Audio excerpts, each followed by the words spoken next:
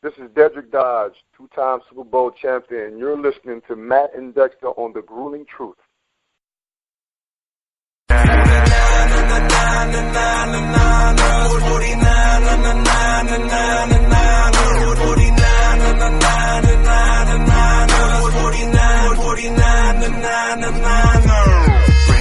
Welcome, everybody, to another edition of the 49er Weekly Show on the Grueling Truth Radio Network, brought to you by MyBookie.ag.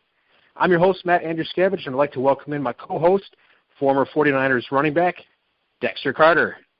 Hey, Matt, man, I'm so excited about the show, as I always am, but there's an extra excitement tonight because one of the teammates that you asked about when we first started the show literally years ago, you wanted William Boy-Nun Floyd on the show. And you know what? Hey, he's not just one of my favorite teammates, but he's a man. Hey, Florida State too. But he's a wonderful person, man, and a great guy.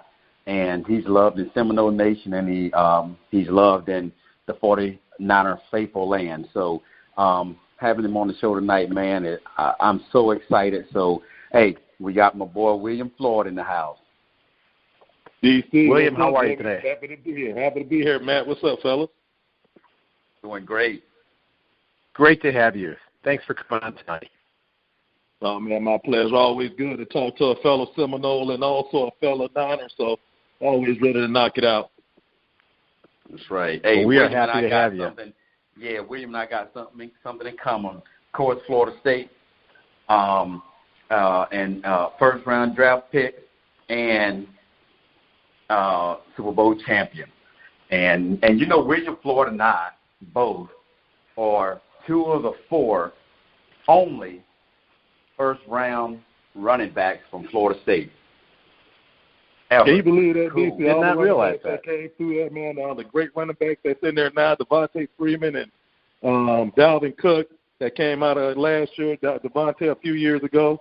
Right. You just look at some of these kids that are in the Travis Mine. I mean, some of these kids that have played in NFL and had tremendous careers, and wow, it's only four of them, man. So definitely a good company, man. Absolutely. That's a blessing. Absolutely. Amp Lee's a great one. And, you know, we've got, you know, William, myself, Sammy Smith, and Ward Dunn. What a great group to be included in. I tell you, it's wonderful to be in a group, you know, such as William and those two guys. Well, we got to ask you, William, you know, when you came to the 49ers in 1994, what was it like for you to get to an organization that was so close to the Super Bowl? And you were one of two first-round picks because Bryant Young was drafted in the first round with you. And so you were coming in. Tom Rathman, a longtime 49er, was gone, and you were kind of coming in looking at taking over the fullback spot. Oh, man, it was exciting for me, man, because I was just coming off a national championship. So it was like, at that point, championships was all I was playing for. I mean, I was a mentality that's built at Florida State. Then you come into an organization like the 49ers who had already had 4 championships. I was around, you know, consummate professionals every day. You know, DC there, Steve Young, Jared Rice, John Taylor, you know, Harris Spartan, Brent Jones. I mean, the names go on and on and on. You know, the 49 are great. And I was just trying not to be the weak link. That was my whole point coming in, you know, when I got drafted in the first round. You know, you get those eyes on you and, you know, their expectations. And I just wanted to exceed, you know, those expectations. Hey, and one thing that I remember, if I can interject here, is William was a different breed. He came in with the confidence. He came in with the leadership ability to be able to transcend that to all the people around him. And he came in expecting to play, but not just to play. He came in expecting to make a difference and start on this ball club with all the great Super Bowl champions and all of these all-pros and NFL MVPs. He knew the impact he could have. And he's been that way since childhood. If you watch him play, see, some people lead by example on the field. Some people lead by their mouth, but they don't have it all on the field. William had them both. he was able to galvanize, and he was a big part of us winning that Super Bowl. He was able to galvanize a group, especially that running back group, that offense, and he just excited that defense because he played fullback like a linebacker, if that makes any sense. And it absolutely makes sense. Hey, I'm telling you, he was a Ken Norton Jr. at fullback. And I'm just so excited to have a chance to have played with him and just call him my friend, my brother, and just so excited about his career. And one thing I want to say about William, and I played in 100 NFL games, played in 4 NFC championship games, won 5 NFC West championships, played with around 9 or 10 Hall of Famers, and and being a part of the 50th anniversary all-time team as a kick return specialist for the 49ers, being a first-round draft pick, I played with some great ones. But I am here to say William Floyd would have been the first ballot fullback ever to be in the NFL Hall of Fame if he wouldn't have had that devastating knee injury. But that doesn't take away the career that he had based on what I think about him, because he was just such a great player.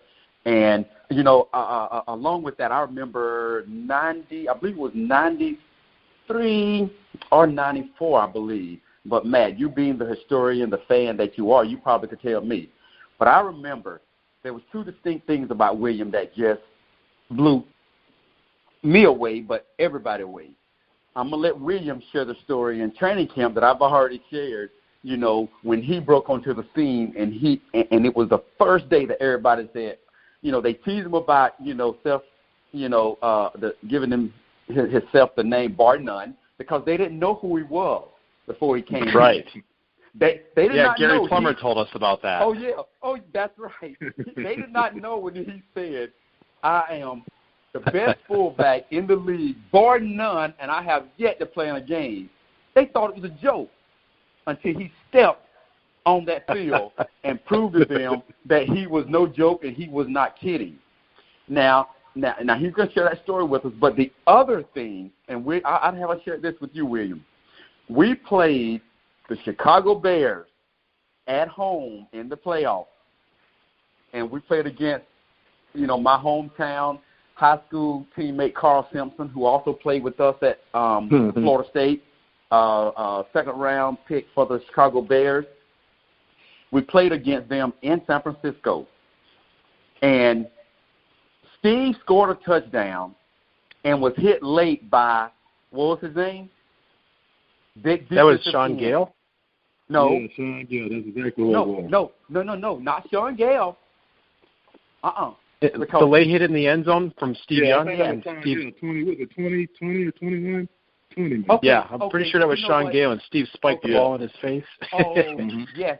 Okay, it was Gale, but you remember who came in?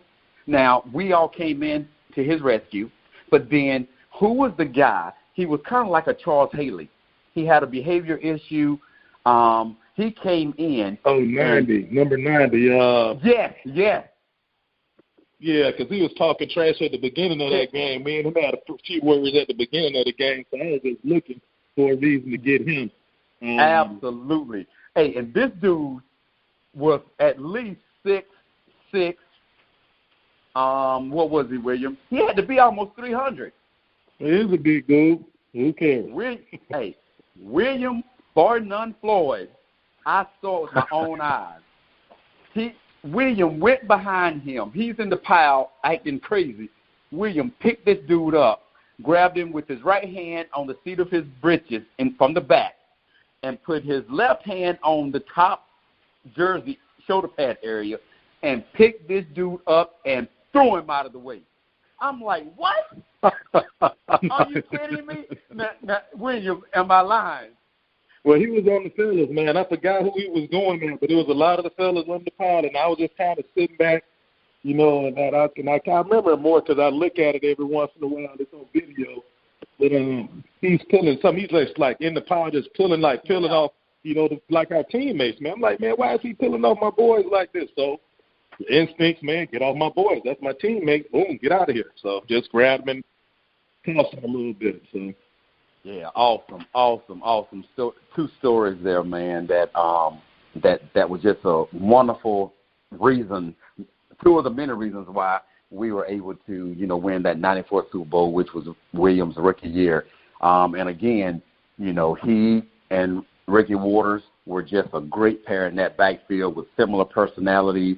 Both could talk, both could back up their talking, and both, was what you call it, aspiring rappers. They were just doing their thing. After every touchdown, they were out there dancing, getting their dance on. It was just awesome. He brought a lot of youthfulness and excitement, to already a great organization, and just flowed right in there with Dion, who came in that year. It was just that Florida State flavor because we had 4 Florida State guys on our Super Bowl team. Dedrick Dodge. Yeah, Dedrick Dodge, right. Yeah, Dedrick, William, Dion, and myself. So, Florida State, San Francisco, just flip the SF, and you got something for the ages, That was awesome. So I did have a question for you on the '94 NFC Championship game. Now, like Dexter said, you'd already had by midseason you took over as fullback. I remember the big game against Detroit where you scored 2 touchdowns in the comeback, and then going to the playoffs, you had the 3 touchdowns against Chicago. In the NFC Championship game, there was a little nugget that I realized as I was remembering it. I've watched it so many times, but as I was remembering. On the second touchdown, Steve throws to Ricky. He goes in from 28 yards. But nobody really talks about it, but it really wasn't a touchdown. Ricky, the ball never really crossed the plane. You should have had 2 touchdowns that day because the ball would have been on the half-yard line, and I'm sure they would have gave it to you. Oh, yeah. I mean, anytime I always relished it. I think Mike was going to give me a shot anywhere from 5 yards in. He was going to give me a shot down there. So, and it threw off defenses because they always expected Jerry, to run a slant down there. John is, one of those guys that, run a slant down there. Brett maybe to get an out route, fake doing some type of play action in the backfield and, open it up down there because I think that year, we were killing everybody in the red zone. I mean, we were breaking all kinds of records, for scoring in the red zone. So we just had a lot of weapons that we could get the ball to, and guys got it done. So what were your impressions of when you got to the Niners? What were your impressions of the running back group with Dexter and Ricky and Mark Logan was in that group and Derek Lavelle? Derek Lavelle, yeah, man. I was number one. I was excited just because I was coming to a situation where there was already another Seminole. So I felt like if Dexter was there, I think Anthony left the year before. Anthony left maybe the year before. I got there the year before that. So, I mean, I was kind of like excited about the opportunity to get into that offense because obviously, they kept drafting, running backs from Florida State because the offenses were similar. And it was like basically the only thing that really turned, if you think about it, Dexter, a lot of it was just a change in terminology. I mean, all the plays were pretty much ran the same offense in college that we read in San Francisco is just different terminology. So, like the dart route would be the Texas route. A flare route would be the, I mean, we had a few different words, but, things like when we ran the flare route. But, I mean, it was basically the same routes and same plays. So it was easy for me to get. That's why I was, like, in George's office, like after the second week, we got in there because I was like, George, I need to be starting. Why am I not starting? And I was just bugging the hell out of George. So I think Philadelphia, because first off, we went to Kansas City, and Joe came out there, and Kansas City just took it to us. And I'm sitting on the bench wondering why am I not in the game? The offense not doing nothing. So I remember turning my back to the field and just looking up in the stands. I was so disgusted. So the next week we come out, Philadelphia comes in there, comes in the candlestick, and takes it to us. I don't get into the game till like the fourth quarter, but when I get in, I get a couple of good plays, and I'm like, man, I need to be starting. This is ridiculous. So I go in the next week, that week right there, we playing Detroit. I'm like, George, why am I not starting? I said, this has got ridiculous. And I was like, William, let me do what I'm going to do. Get out of my office. So he kicks him out of his office. And then after practice, that day,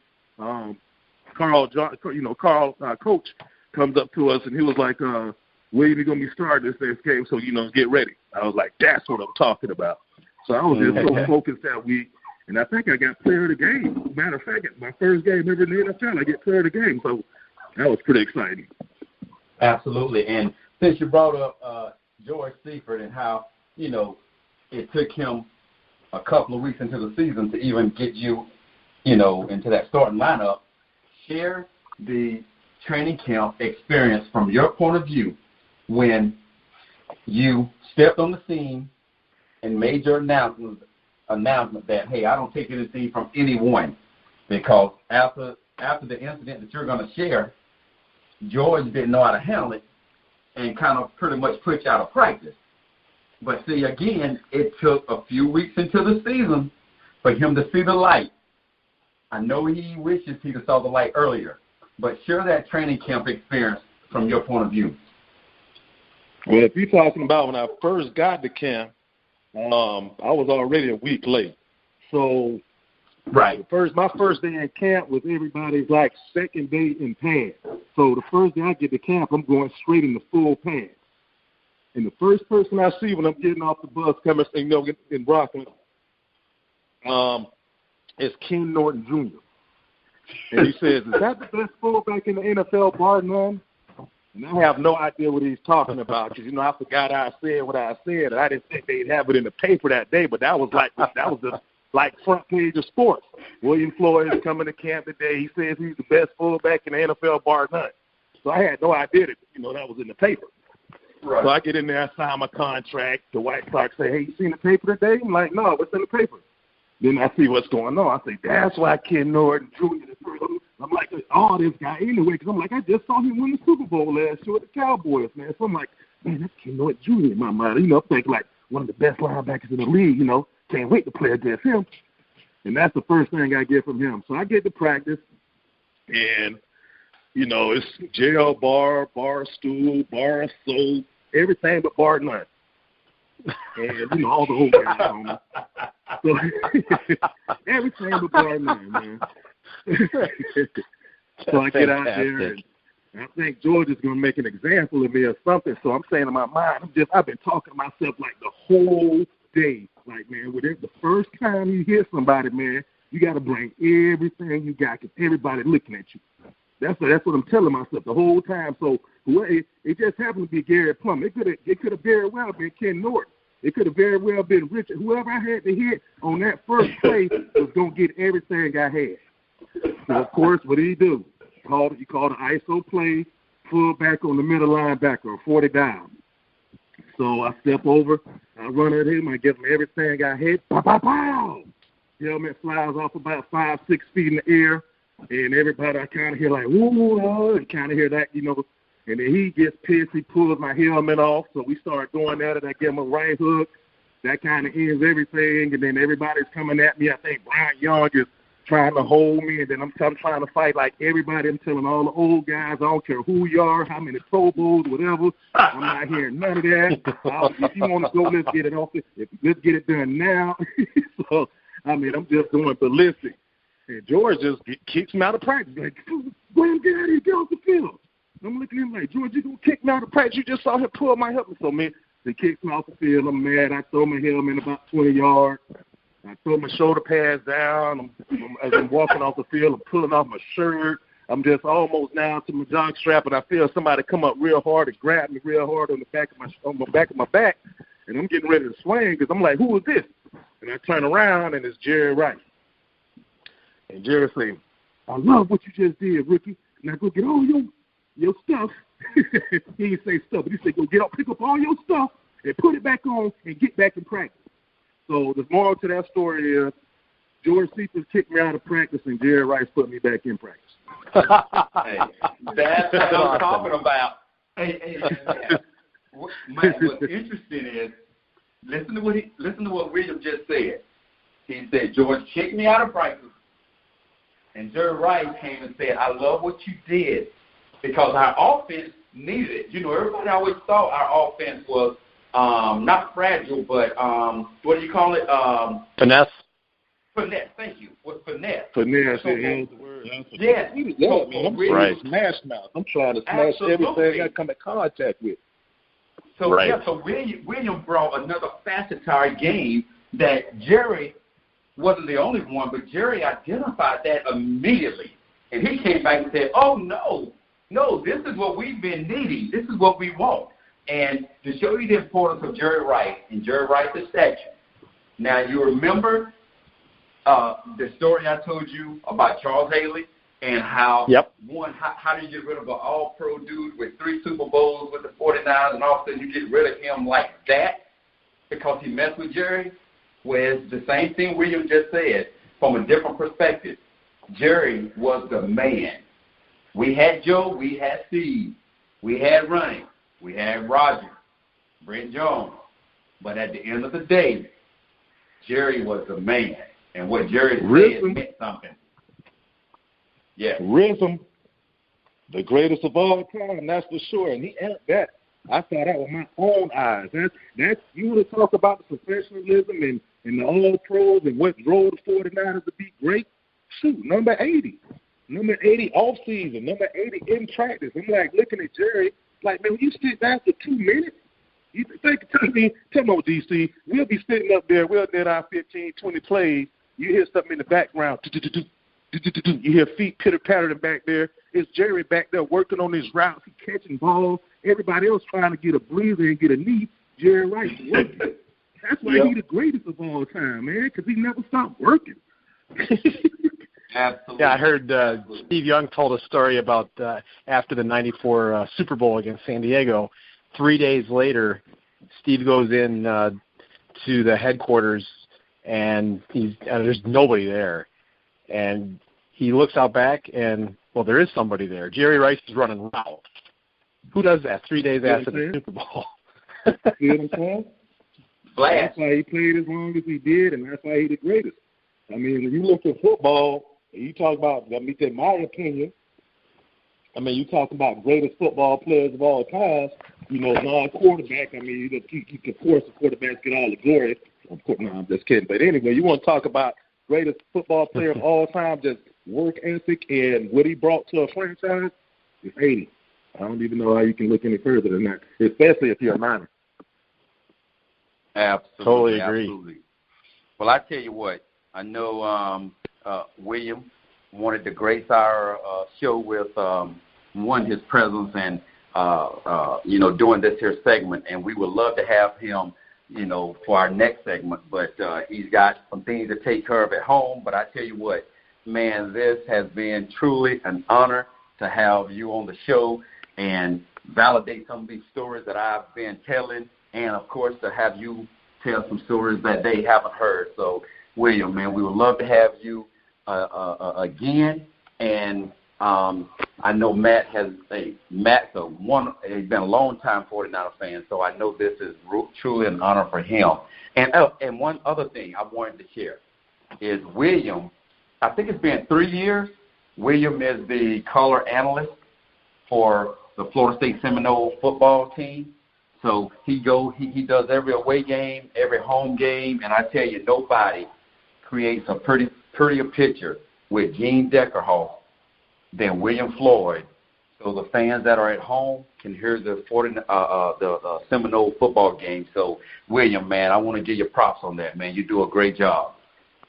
Good looking out on that, man. It's a lot of fun. It's good to see it. You don't get to remember as much of it. I don't know. But I get to see it, and you see it, you can talk about it. So that's always fun. That keeps me close to the game. But another thing too, man, I really appreciate that love you showed, man, as far as that, that Hall of Fame deal and the way, that my teammates talked about my leadership. That to me means more than anything else that I accomplished on the field, because that's what I played the game for, man, is to lay it out down the line for my teammates, to gain their respect. And once you gain your teammates' respect, man, you can do great things as a team. So that's what it's all about, man. And I appreciate that. That really touched me real. That cut me good. So you got me on that one, baby, but it's all good. Appreciate that, DC. Much love. Absolutely. Much love. Absolutely. Man, good talking to you, man. I love you. I love the Niner Nation, man. I miss you guys out there on the West Coast. Can't wait to get back out there. Well, William, thank you so much for being with us tonight. I want to just second what Dexter said, and I can tell you, on and off the show, Dexter always says how much he enjoyed playing with you and how much respect he has for you. Well, I appreciate that, man. That's a lot of. It's always good to get that from your teammates, man. That's what it's all about for me. So appreciate that, man. You guys take care, man, and good luck with the show. All right. Thanks very much, William. Appreciate it. All right, take care, fellas. It doesn't get much better than that. I mean, that's something we've been talking about for this is about 3 years now. One of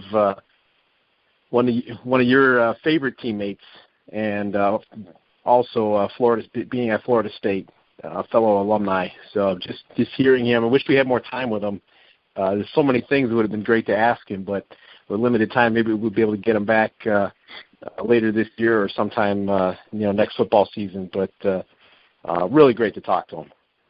Yes, it was.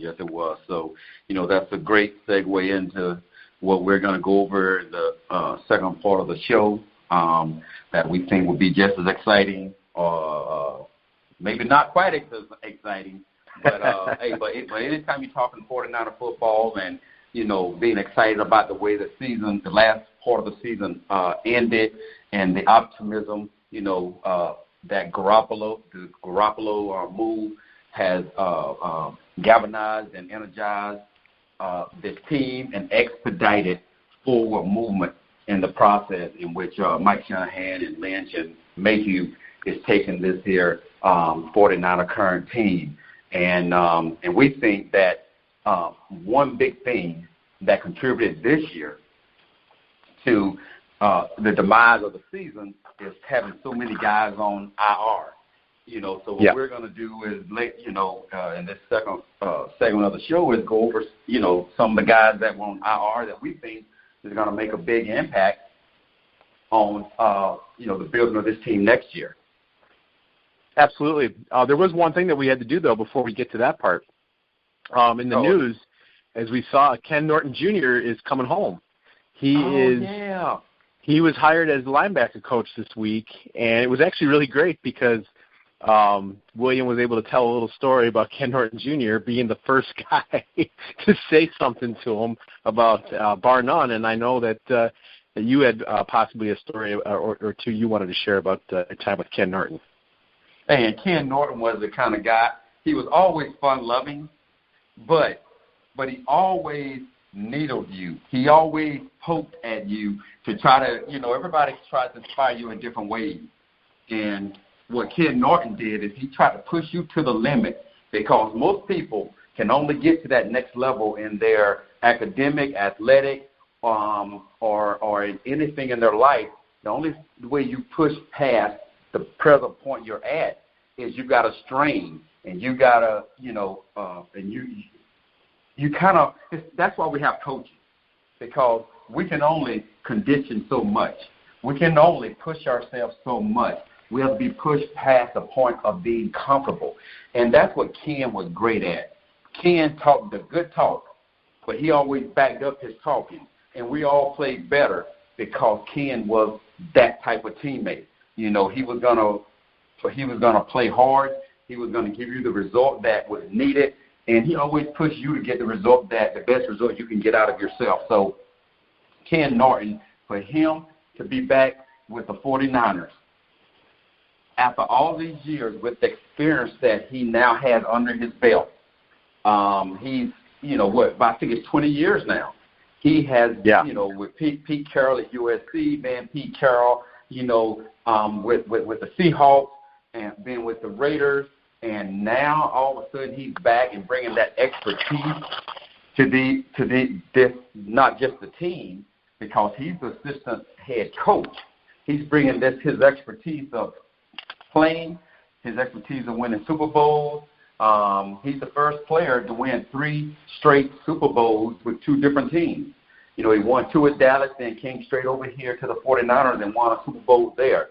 but the experience he is bringing, to that young defensive unit, man, what personality for them to try to follow in Ken Norton. Because the same way he talked to William, the same way he talked to all of us, he's still that way with his current players. He's pushing them to a point of greatness. And this is a perfect time for him to be here with this young group, the linebackers and defense in general with the 49ers. He's going to help make that group and this team great. Totally. That's pretty much what I thought right away when I saw that headline. I'm like, this is the perfect time to bring a guy like him back. I mean, it's not like they're just bringing a former player back that's, never coached anywhere.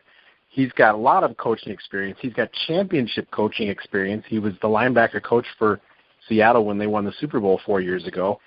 And he was defensive coordinator for the Raiders. He's got a lot of experience. He's really going to help this linebacker group. I can't wait to see what he's able to do with someone like Reuben Foster. Absolutely.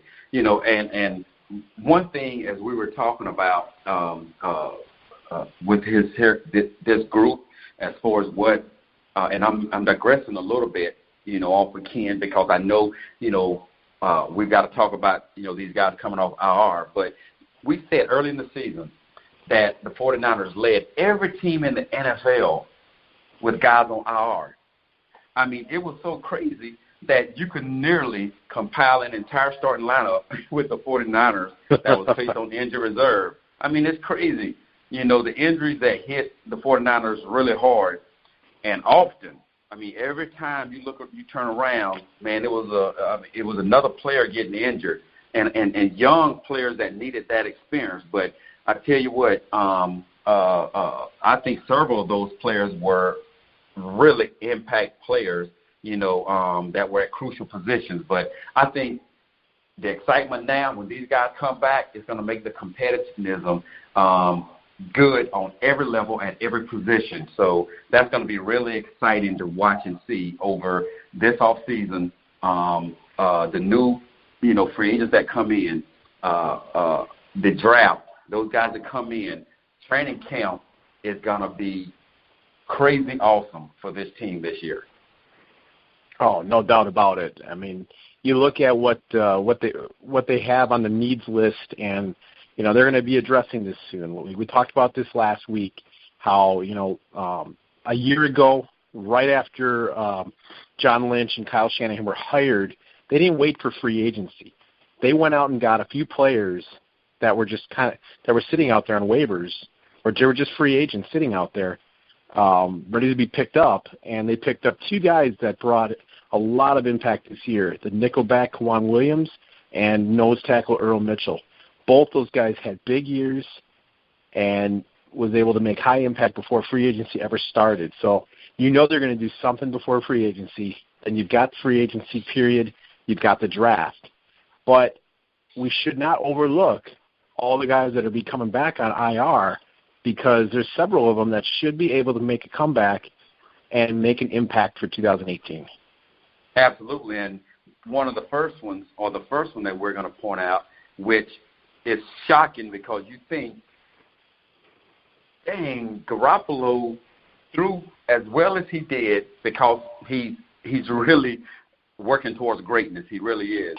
But just imagine when Pierre Garçon comes back, and he's been sitting back chopping at the bit, because this guy, when he went down, he had 40 receptions for 500 yards. And that was just in the first 8 games. And that was with Beathard, and the Poyer. other starting quarter. Poyer. I mean, can you just imagine if he wouldn't have gotten hurt with those two guys? He was on pace for 80 catches and 1,000 yards in the season. Now, just imagine what he's going to do with Garoppolo.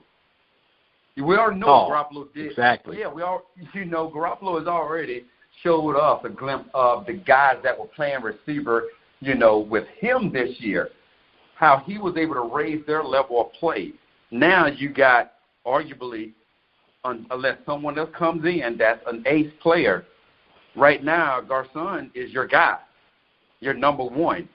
And if he can just emulate the season that he had through 8 games, oh, man, that pass-catch combination is going to be, again, I'm using the word awesome a lot tonight, but I tell you what, I think that is a true assessment of the possibilities of this passing game with your number one wide receiver as of right now before anyone else comes in. But he's going to be a key impact on this offensive unit when he comes back. Well, you know what the nice thing is about this is he didn't hurt his knee. He didn't hurt his leg. I believe he hurt his arm or his wrist or his forearm. I'm pretty sure that was the injury. So we're not talking about rehabbing the thing that, you know, a lot of times guys get an ACL injury and they lose a step or two. And, you know, he's 31 or 32 years old. At least he will be by training camp. So, we know he's getting up there a little bit in the age as far as the NFL goes, but he'll be perfect for this scheme. He's tough. He's big enough to go over the middle. He's still fast enough to get separation. I mean, he doesn't have the blinding speed that Marquise Goodwin has, but he doesn't have to. He's got exactly what you need out of a number one receiver, and he's still dangerous. He runs good routes. He's got fantastic hands. I mean, the guy don't drop passes. And so Absolutely. I don't know that they need to go and worry about getting a guy like Jarvis Landry, a guy like, Allen Robinson. I like Allen Robinson. We talked about that a few shows ago. He would be my pick if we were going to go out and get a free agent. But I don't know that they really have to do that. I think they could draft a wide receiver, maybe in the second, third round. I mean, there's only a couple big ones like Cortland Sutton and Calvin Ridley, I believe, are the guys that in the first round. But I don't know that they have to do that. You got a guy coming off an injury who's going to go right in, and you pair him with Goodwin, and then you got Trent Taylor in the slot. Those are 3 really good receivers. Yeah, and if you can make a really big splash, because it's not about what we necessarily think. If they have evaluated a player and they think, hey, if we get this guy in here and it's a real big splash, I think they'll go and do it. But I do think there are guys, like you said, Garcon, on the roster right now that could be a true number one. But, again, I'm not going to argue the point if they go out there and just make a big splash with one of these guys that we mentioned, because those guys are going to be big-time players. And if they're worth it, then I say bring them in. You can't go wrong, especially when we have the cap space to bring guys in. Right, and that's the nice thing about having the option. I believe whatever they decide to do is going to be the right decision. I mean, you hear John Lynch talk about their targeting process. They needed a guy. They wanted a fullback that could block and catch out of the backfield. They targeted Kyle Juszczyk. He was great down the stretch once Garoppolo got in the lineup. They wanted a guy that could take the top off of defense. They got Marquise Goodwin. They wanted a guy that could be really deadly in the slot, be like Julian Edelman in the slot. They drafted Trent Taylor in the 5th round, and he was fantastic. So I believe that if they feel Pierre Garcon is their best option, they'll use him, and it'll be successful. If they feel they have a better option, they'll get that guy, and I'm sure it'll be fine. So I have real trust in this organization and in the decision-making process, and what I like about this is they have the option. If they don't feel that they get anything better than Garcon, it's okay, because they've got Garcon. Absolutely. And all those receivers you just mentioned, now if they go out and make that big splash again, bring somebody else in, that means that there are 4 guys that probably have the lead to making this ball club. But let's say that they don't make a big splash. You still got another 2016 rookie who was on injured reserve, and Aaron Burbridge. Yep. And who really, was a special team standout, along with Mostert, Raheem Mostert, very good. Yeah, who's looking for a roster spot. So those are 2 guys that not only plays receiver, but those are 2 guys that they are looking at being big-time contributors on special teams. So right there, without bringing in that big guy, 3, 4, 5, I think minimum 5 receivers right there, 2 of them coming off RR. So I think, again, they're in a great position to make the big splash and make it competitive during training camp. So the 4 top receivers, maybe 5, it's probably going to be 5. They're at least 5. It'll be at least 5 receivers. Absolutely. And whoever those 5 are, we know they're going to be the best 5 to help this team play in the NFC Championship game next year. I know that's a lofty goal, but I tell you what, if you have a quarterback like Garoppolo that did what he did in the last 6-7 games of the season without all of his star power, or star power meaning all of the guys that was on IR with no true number 1 receiver. I think the goal shouldn't be any less than what it was when Eddie D owned the team. And if you didn't get to the bowl, it was a lost season. So I think this team is beginning to realize that that's where we need to be right now, with that same expectation. Every training camp is to win it all. Totally. I totally agree with that. It's always one of those things where you'll be like, oh, man, do we really want to make a prediction like that? But you know what? The mentality has to be there. This is what we talked about when Jimmy Garoppolo got there, and we were talking about how Kyle Shanahan wanted to play really well. And, there are a lot of fans and writers, and you hear all the chatter about, no, some people thought that we'd rather see them lose to get the high draft pick. This is what we were talking about. Look how different the culture is now. Look how different the team is coming off these 5 wins, especially 2 wins over playoff teams, even though I guess you could say 3 because the Rams also made the playoffs, but even though they sat everybody, it was still an important victory, and it's just vital to a team chemistry and the overall feeling to build on all that momentum and know what it's like to win football games. It's fun when you win. And then now they're getting the winning culture. Absolutely. And, Matt, something else. I know Kyle Shanahan tried to play down some recent comments by Hyde, where Hyde was excited. And, he was excited. He predicted, about going to the Super Bowl. See, there's a difference in what the culture used to be now. See, now the winning culture is coming back. But, see, every time we came from off-season, actually when the season ended, our total focus that entire off-season, coming into training camp, off-season workout, was only for one goal. Every team in the NFL knew it. Every coach knew it. The NFL knew it, that the sole thought of the 49ers was to get to the Super Bowl. It wasn't about a prediction. It wasn't about bragging. It wasn't about being overconfident. It was a matter of fact. That's where the team has to get back to. So a player doesn't need to say that. It's understood that the only goal that we have is to get back to the Super Bowl. That's it. So, but the culture is in the direction of being the right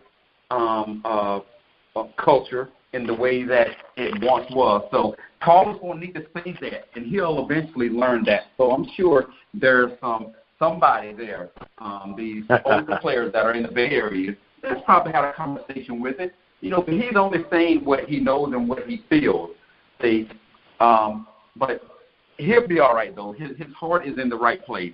Right now, his first and foremost thought is, hey, let me come back in a 49er jersey next year, depending on how the design of this team, is, when the season starts next year or when training camp starts, hopefully he'll be back because he showed a lot of potential. He showed a lot of things that we had talked about he needed to show towards the end of the season. So, and since we're talking about him, we're going to talk again about the running back. We've talked much about the status of the running back position, and there's one guy that was on injured reserve.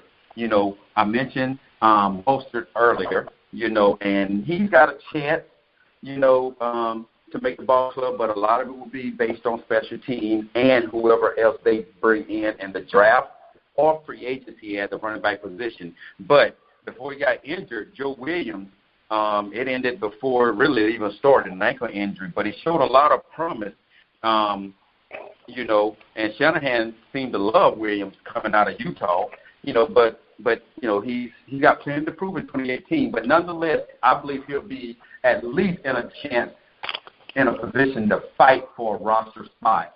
So anything's up with that running back group for this year, but we'll see how it pans out. Yeah, you know, getting Joe Williams back is nice because, you know, they kind of drafted him, I think, in the 4th round, and he was looked at as a home run threat. He's got that downfield speed.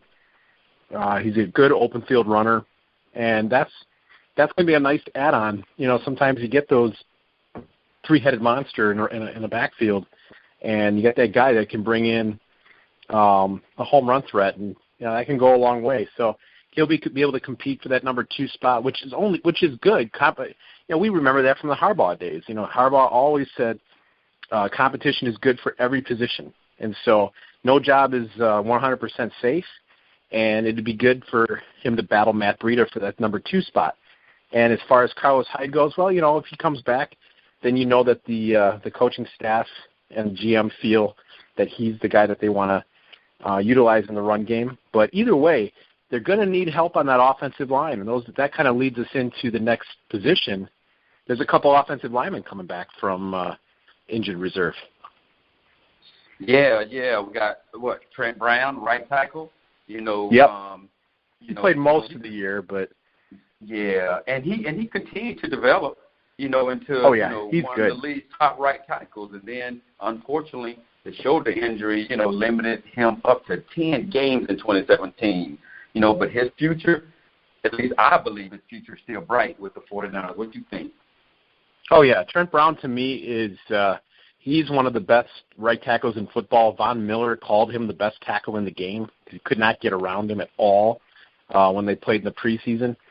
And he hasn't just played well in the preseason. He is, you know, all the talk about Trent Baalke draft picks, 7th round pick. This was one of his better ones.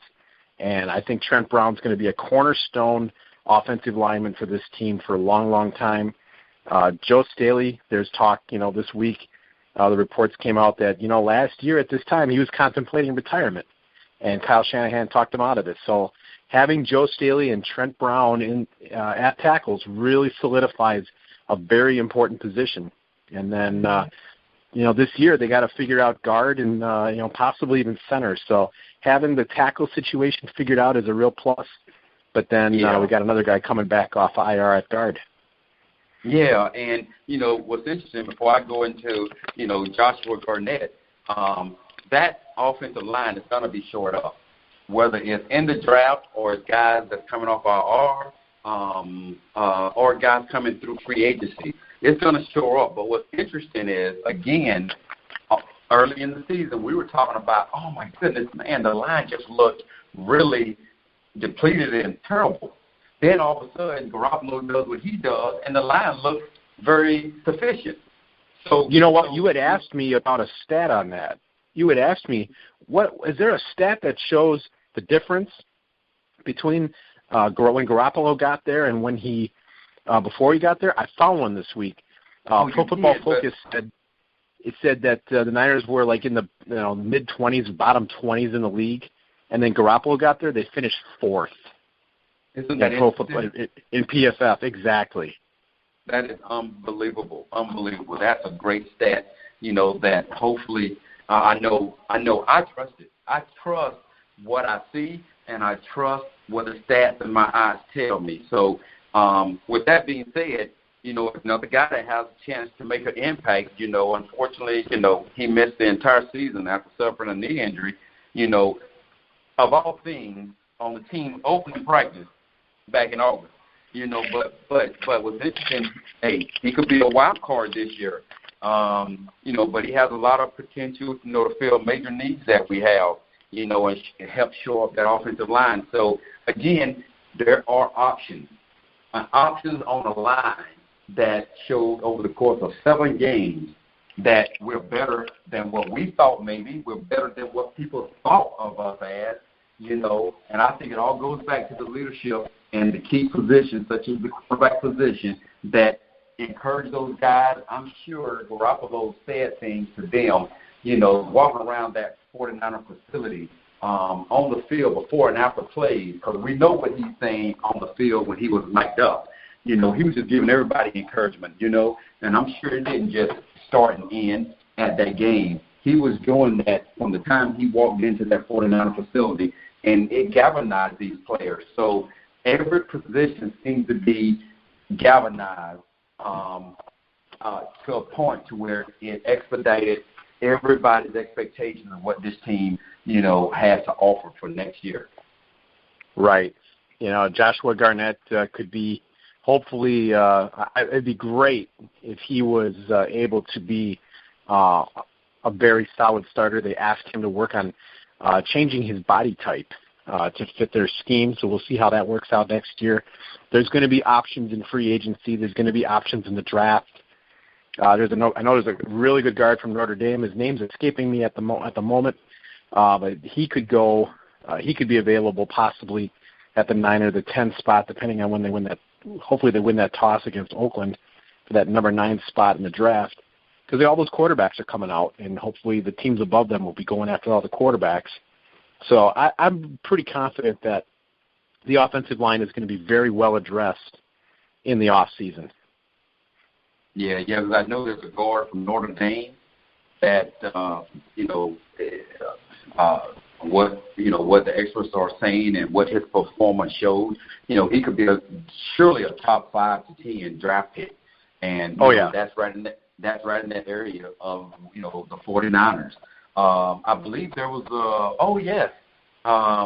now he'll probably be gone, but the tackle from Oklahoma, Brown. His dad played in the NFL for about 15 years. Unfortunately, he passed away about 7 years ago. Orlando Brown from Cleveland Browns. I remember him. Absolutely. And his dad was a beast. They called him Zeus. Yeah. That was his dad, man, and he looks like his dad, and his physicality is right on point. Again, I don't think he'll make it to the 49ers, but he's going to be a great pro. But those 2 guys, I'm sure through the evaluation process, that coaches are going through, in the combine, the Senior Bowl, all of that stuff, I am very sure that they're going to find even more talented offensive linemen that, might spark the interest of the 49ers. No doubt about it. I think offensive line is going to be Garoppolo he instantly makes it a strength. He's able to, at least, if nothing else, he can cover some of the blemishes and make it a little easier for the guys because he gets the ball out so quickly and he knows where he's going. So that'll really help. So hopefully they can get a little bit more talent to upgrade the offensive line to make it even easier for them. Can also, hopefully they can run the ball or be able to create a lot of running lanes for whoever the running backs are going to be next year. Because that'll be so important to ensure that teams can't just tee off on Garoppolo, but that if the running game's a threat, how much more effective is Garoppolo going to be next year? Absolutely. And what the 49ers are going to do, we talked about the running back, Joe Williams. Didn't play. Yeah. But you talked about the downhill runner that he is. Now, he didn't even play this year. But that's the type of runner that Kyle Shanahan loves in his offense. Now, I think Breida is going to continue to develop and be a great runner in this offense because what Shanahan is looking for, he's looking for that next Coleman from Atlanta. He's looking for that next Freeman from Atlanta. Those are the 2 complementary players to each other that fit that type of offense perfectly. Kyle will find him. If he's on this team, great. If he's not, Shanahan will find the right combination to run this offense and take these guys downhill and be productive in the running game. No question. Well, I know that there's probably, I would say off the top of my head, three guys on the defensive side of the ball that'll be coming back that hopefully can make an impact because and the first guy would probably be, for me, Jaquiski Tart at safety because, you got Jimmy Ward back there who he's really had problems staying healthy. I'm really not sure what they're going to do with him. He looks like a guy that could be very well suited for the defensive scheme, but again, he just can't seem to stay healthy. I'd like to see him for a full season, but we've really not seen him very much, especially at the safety position. But that enabled Jaquiski Tart to develop, and he was looking really good. I don't know what's going to happen with Eric Reed, and thank goodness they were able to find a diamond in the rough in 7th-round draft pick Adrian Colbert. He played really well this year, and he could end up being a starter next year if they let Reed go, and depending on what goes on with Jimmy Ward. Absolutely. And, I was saying when we were talking about the draft and who might be the 49ers pick, and I was talking about Derwin James from Florida State, which is 6'3", like 215, which is off the chain fast and just, can play in the box and can play, center field, just a great player. But, these guys, Tart gives them options, because they may go at that lineman, they may go at that receiver, because Tart, before he played in 8 games, before he broke his forearm. But he had 54 tackles, 1 interception, 0.5 sacks. That was in 9 games. 8 of them were starts. The guy looks like an imposing, player, his versatility, to play both free and strong safety. He is definitely a fit on this team. I don't see him having an issue making this team. This guy here is wanting to start and be a productive, player on this defense. Yeah, I think so too. I think these are obviously way too early predictions, but it's still fun to do. I would say right now, if I was going to say who's going to start next year, I think it's going to be Colbert and Tart, and then they'll give Jimmy Ward another shot because you got to have it. You probably got to have three safeties. And the nice thing is Jimmy Ward can play both safety and corner, so they can move him around, kind of like the Packers did in 2010 with Charles Woodson, move him all over the field. You never know what they're going to do on this defense, but if you have a guy like that can play up on the line, he can play a safety, corner, whatever, it's nice to have that versatility. And Tart's kind of the same way. He can play linebacker. Right. So you can move these guys around. That's the most positive thing about this whole scenario when it comes to the secondary. One, they're young. 2, they're versatile. They can play safety, strong safety. They can play corner. It's going to be so exciting to see how defensively Ken Norton Jr. and that staff, how they move these guys around because, one, and they got size. And when they're athletic and can move around, it's going to be awesome. Because of so much talent back there, and depends on what the 49ers do in the draft, it may eliminate somebody like a Chancellor James, who's coming off IR, because he was a promising undrafted free agent, unfortunately before turning his ACL, but again, 6'2", 208. He's got the necessary size, to fit the bill of a hard-hitting safety, a la Derwin James in the draft, and guys already on this team. So, again, we're looking at a position that not we all thought it was a weakness last year, in 2016. This 17, you saw some development, but you got young guys that showed a whole lot of potential. But it's one thing you can't teach. Well, it's 2 things you can't teach. You can't teach size and you can't teach intelligence. And it seems like this young group of guys to be able to play in the back of the defense and up on the line, man, size and intelligence is going to be a killer for, long term for this 49er secondary. Right. It's funny. First 8 games, we were all kind of thinking, and we talked about this on the show, the defense looked like it was going to be the strength of the team. Well, Right. right now, it looks like the offense is the strength of the team, and we're just kind of waiting to see what they're going to end up doing on defense to catch up. But if the defense gets back to the level, and I'm sure it will, that they kind of went into the season with, and even more so because they need an edge rusher. I mean, Eric Armstead is another guy that's coming back off of injury. He was first-round draft pick in 2015. Big guy, 6'7", 290. He went to school with DeForest Buckner at Oregon, and he's big dude. Hopefully he can come back, and he was playing good ball right before he got hurt. So he's another guy like Jimmy Ward, where you're hoping that these first-round picks can just stay healthy because they could really add a lot to the team. And because if they end up finding that edge rusher, DeForest Buckner just opens so much up in the middle. If Armstead could be that guy, or maybe they even pick up a guy like, I'm kind of hoping they pick up DeMarcus Lawrence off of Dallas. And you just never know what kind of havoc the defensive line can make once they get an edge rusher to go with Buckner. Absolutely, and we were raving about the defensive line before the season even started just because of the youth, the size, the athletic ability, and the potential. At some point, the potential has to become a reality.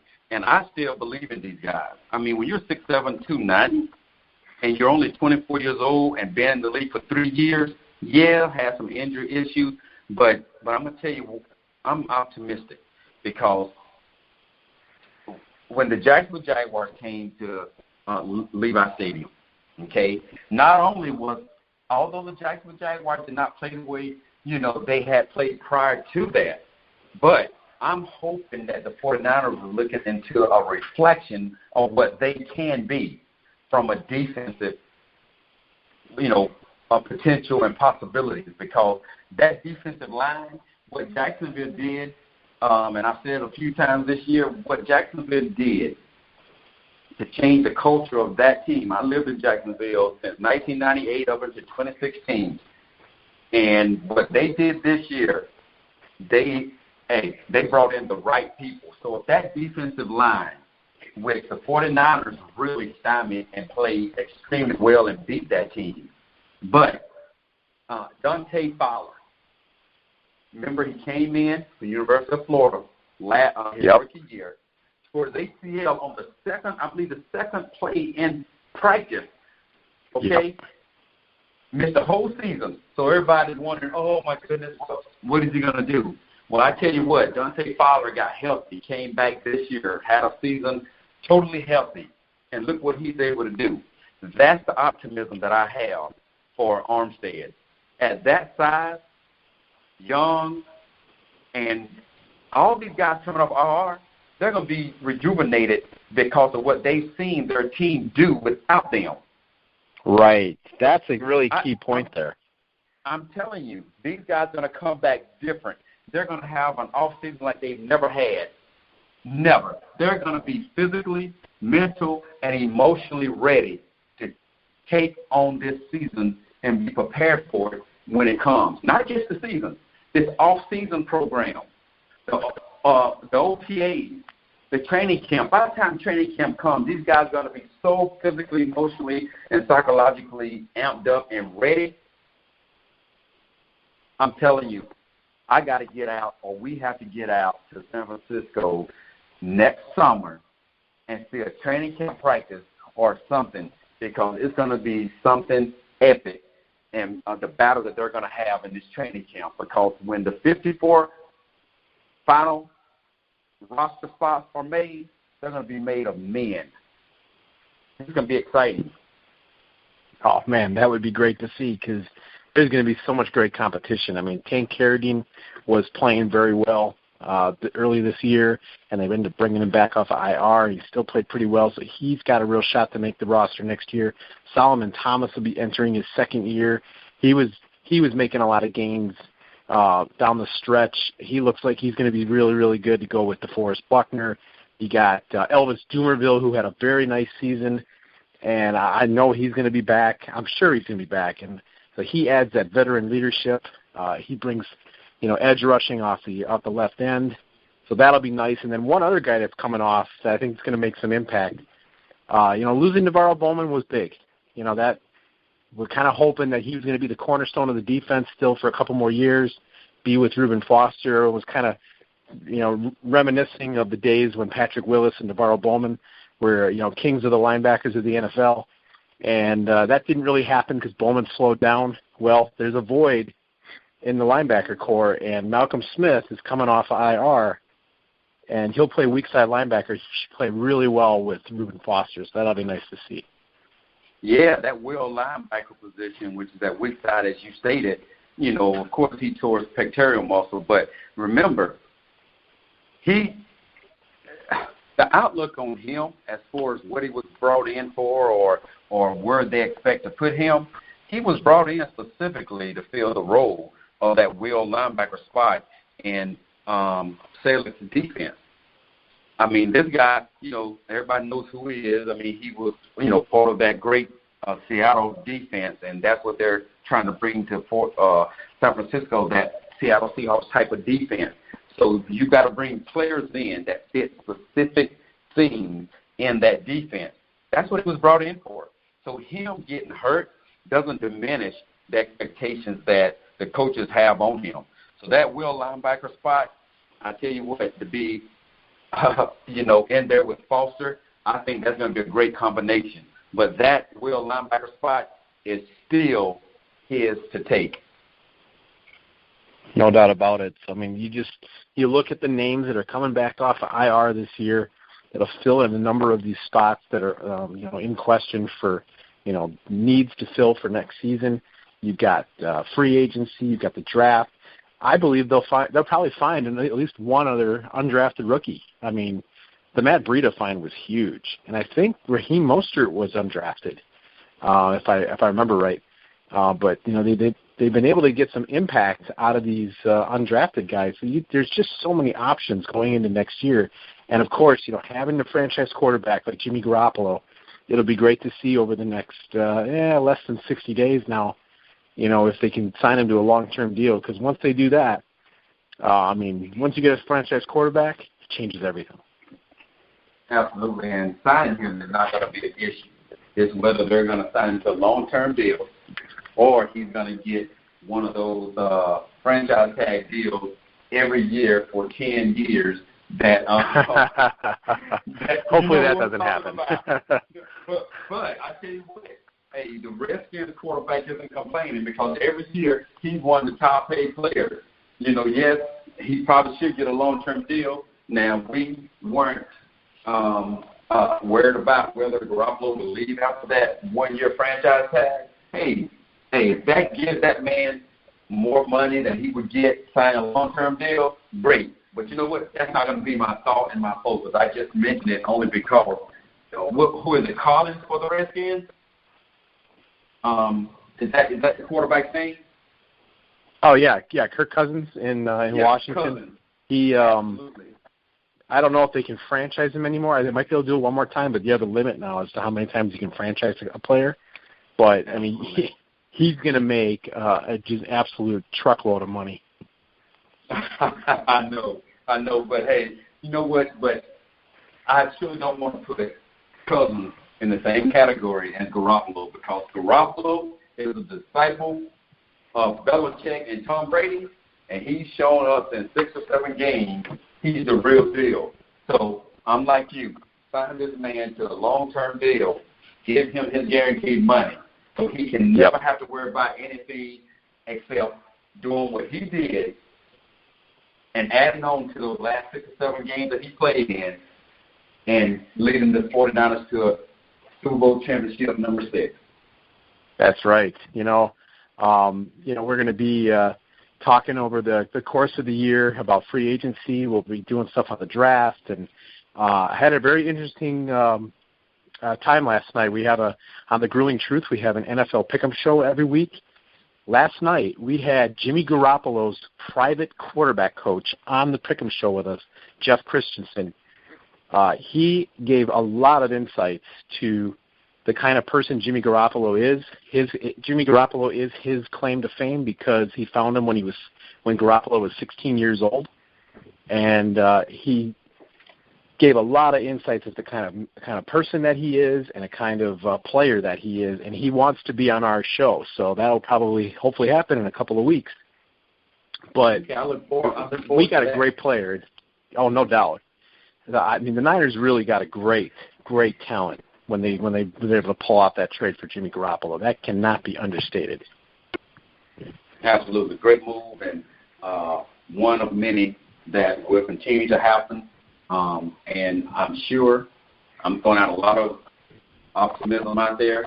But we talked optimism and process this whole year, first game to now. You know, when we were losing and we were winning. And I still believe now, especially after, you know, Garoppolo has helped this team do what they've done, I think they come into training camp, you know, excited as they will be, and going for it all. Why should they not be able to compete with the Rams? Why should they not be able to compete with Atlanta? Seattle, the Cardinals. I say, let's continue to stay faithful. 49ers and the team got the right people in the right spot to make the right move, to give us the best product on the field on Sundays, on Thursdays, depending on what week it is, and on Monday night. It's going to be exciting. So this year has been great. For the third year working with Matt, looking forward to the year 4 and continue to create a show that's great for the fans. I'm so excited about it. And Matt, it's been wonderful. Oh, same here, man. It's this has been great. It's been a really fun 3 years. This year we had a really great time, despite the 0-9 start and all of that. It was just really great to see how this all ended up, and then having guys on like William Floyd, Gary Plummer, Dennis Brown, and being able to connect with some of your old teammates just really made this year a lot of fun, and I really look forward to what this next year is going to bring. Absolutely. So we're prepared. We're the 49ers prepared and bring great shows to the 49er faith. No question. So everyone, I appreciate from Dexter and I, we really appreciate all the listenership and all the support that we've gotten, all the feedback. It's been a lot of fun. We just want to keep. We'd love to connect with you on Facebook, Twitter, whatever. You can follow Dexter at Dexter Carter, I believe, right? Yes. On Twitter, and I'm at MTAScavage on Twitter. And so always feel free to go out to the Grueling Truth Facebook page or at Grueling Truth. Be sure to go out to thegruelingtruth.net, check out articles and podcasts. I would definitely recommend listening to the Pick'em show that we did yesterday. Just listening to Jeff Christensen, Jimmy Garoppolo's private football coach. He's a wealth of knowledge, and really will. If you thought you felt good about having Jimmy Garoppolo on your team before, wait till you listen to him talk about him. So, any final thoughts, my friend? No, let's just continue doing what we've done, supporting our team, and looking forward to the next Super Bowl number 6 for the 49er faithful. All right, so I second that. So we'll sign off for now, and we'll be looking forward to doing more shows on free agency and the draft as things happen. So for Dexter Carter, I'm Matt Andruscavage. You've been listening to the 49er Weekly Show on the Grueling Truth Radio Network, where the legends speak.